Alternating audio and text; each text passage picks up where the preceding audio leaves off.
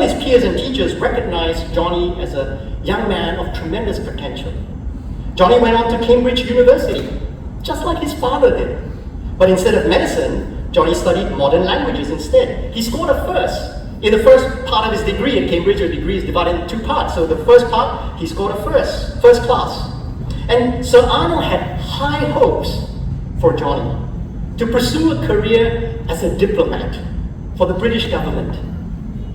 But at age 19, Johnny, who had just become a Christian 2 years prior at age 17, Johnny wanted to study theology instead and be ordained to serve as a priest in the Church of England. How did Sir Arnold react to this? I wonder if you are the parent. If Johnny is your child, how would you react to this? Well, we know how Sir Arnold reacted to this. He was livid. Because also he was not a Christian. Sir Arnold was not a Christian. He thought Johnny was too young, too reckless to make such a decision at 19 years old, that he was throwing away his bright future as a diplomat, that he was wasting all of his talent for the church. The church. Not even listed on the stock exchange. And he angrily made his disappointment known to all of his friends whenever they asked about how's Johnny doing in Cambridge. It's a very sensitive topic. In fact, Sir Arnold was so upset, for the next 2 years, he refused to speak to his son.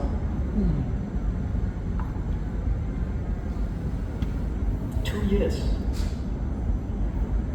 He even initially refused to pay for Johnny's education, because by now Johnny had switched to studying theology.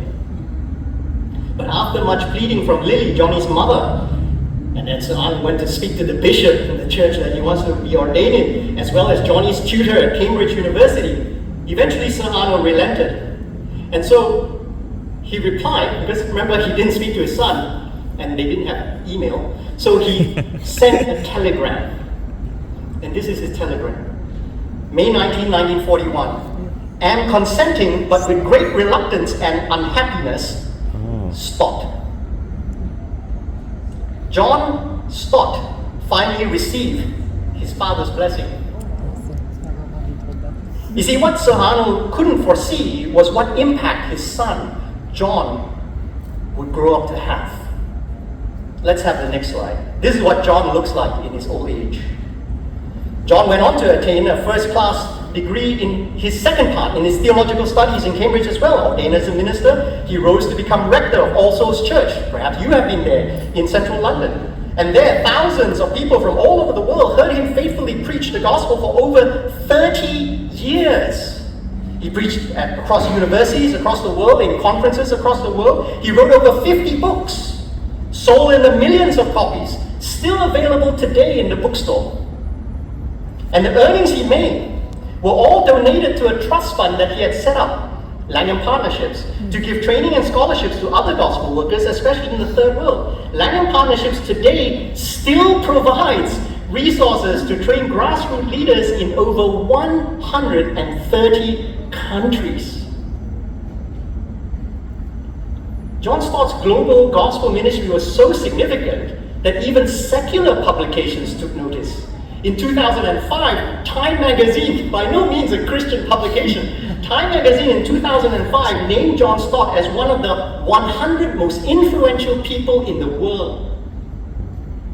A ranking that's usually populated by presidents, or scientists, or billionaire philanthropists. The other clergyman that occasionally makes the list is the Pope. And so you see, friends, there was no way that Sir Arnold Stott could have foreseen what his son would become. Of course, out of his love, Sir Arnold had high ambitions for his son to be a diplomat for the British government, but God had other plans. God had prepared and called John Stott to be a global ambassador for Jesus instead. Not just a diplomat for the British government, a global ambassador for Jesus instead.